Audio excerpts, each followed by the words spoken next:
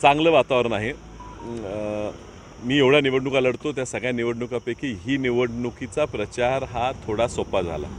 प्रत्येक गावोगावी जात असताना उमेदवार म्हणून आपण जाणं, मग लोक एकत्र येणं, मग आपण सभा घेणं, असं ह्यावेळेला त्रास झाला नाही। गावोगावी जाईल तिथं स्वतःच कार्यकर्ते एकत्र येऊन गल्लीत घरोघरी जाऊन प्रचार करत होते।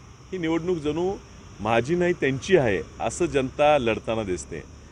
हे वातावरण आम्हाला कधी पूर्वी बघायला मिळालं नाही। त्यामुळे वातावरण चांगलं आहे। माझी एकच कायम प्रयत्न असतो की माझा प्रयत्न एवढाच असतो की लोकांपर्यंत पोहोचणं। आपले मुद्दे आता सुदैवानं तुमच्या सगळ्यांच्या माध्यमातून सोशल मीडियाच्या माध्यमातून घरोघरी पोचले आहेत, भाषणं पोचले असतात।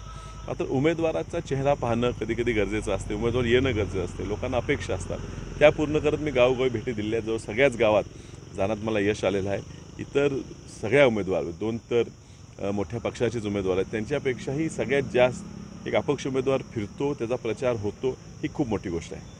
तुमच्या विरोधात दिग्गज नेत्यांनी इथे येऊन हजेरी लावलेली होती, सभा घेतल्या होत्या आणि तुम्ही अपक्ष आहे, तुमची एकही सभा अजूनपर्यंत कोण नेते घेतली नाही, तर तुम्हाला या बाबतीत काय वाटत आहे?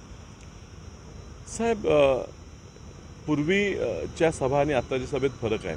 तुम्ही जर पूर्वी पाहिलात की ह्या ठिकाणी राहुल गांधींच्या सभाही झाल्या, सोनिया गांधींच्या सभा झाल्या, मोदी साहेबांची सभा झाली, त्यावेळी लाखोंनी गर्दी व्हायची। आता अमित शाह साहेब आले, योगी आदित्यनाथ आले, अशा सभेना सुद्धा हजारोच्याच 5-10 हजारच्या वर लोक जमत नाही। ही प्रचाराची पद्धत बदललेली आहे, ही डिजिटल गेलेली आहे।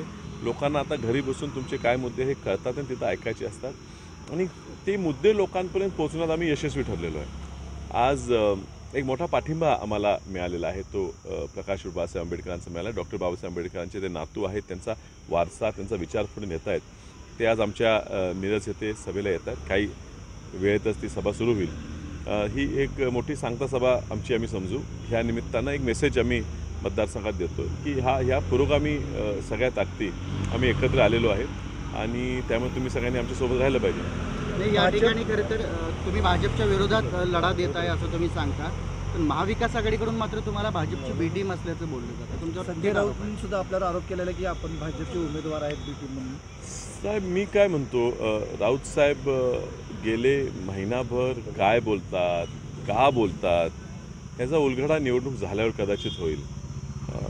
त्यांना इथली इन्फॉर्मेशन कोण देते, ते कुणाच्या सांगण्यावरनं काय बोलतात मला कळत नाही। पण त्यांनी काय बोलण्यापेक्षा जनतेला आणि ग्राउंडवर तुम्ही फिरला तर तुम्हालाही कळेल की इथं निवडणूक ही काँग्रेस विरुद्ध भाजप आहे आणि मी काँग्रेस पक्षाचा उमेदवार आहे, मी काँग्रेस विचारधारेचा उमेदवार आहे असं लोक समजतात आणि त्यामुळे त्यांच्या अशा बोलण्याने काही फरक पडत नाही। हो, पण जसं इतर मतदारसंघात महाविकास आघाडी महायुतीला टार्गेट करून जोरात बोलते, ते ह्या मतदारसंघात बोलताना दिसत नाही। उमेदवार दोन्हीही एकामेकाविरुद्ध काही बोलत नाही, ते फक्त माझ्यावर बोलत राहतात। एवढी का धास्ती माझी घेतलेली आहे मला अजूनही कळलेलं नाही। संजय राऊत